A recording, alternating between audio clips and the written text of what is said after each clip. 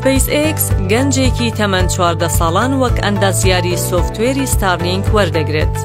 وەک بچووکترین خوێندکار لە مێژووی زانکۆی سانتا کلارا، کوازی بڕوانامەی بە کالۆریۆسی لە دامەزراوەکە بەدەستهێنا پێش ئەوەی بچێتە SpaceX بۆ ئەوەی ببێتە ئەندازیاری سۆفتوێر لە ستارلینک.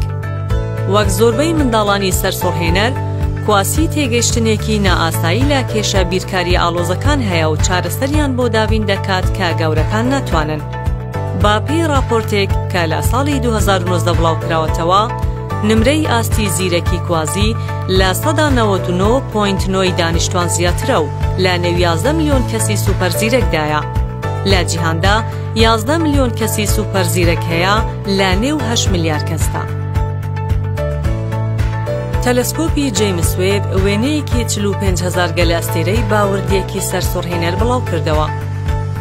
لەم دواییانەدا تەلەسکۆپی بۆشایی ئاسمانی جەیمس وێب وێنەیەکی بڵاو کردەوە کە 45,000 گەلە ئەستێرەی تێدایە.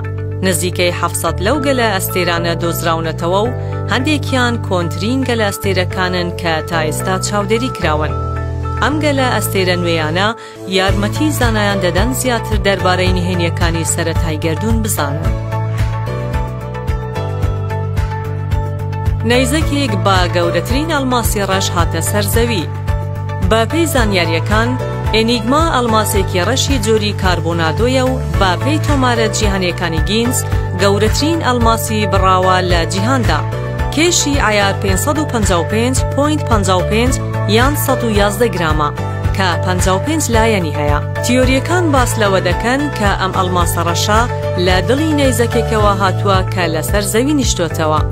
پێدەچێت ئەم ئەڵماسە ڕەشانە تەمەنیان لە نێوان 2.6 بۆ 3.8 ملیار ساڵ بێت و تا ئێستا تەنها لە بەرازیل و کۆماری ئەفریقای ناوەڕاست دۆزراونەتەوە.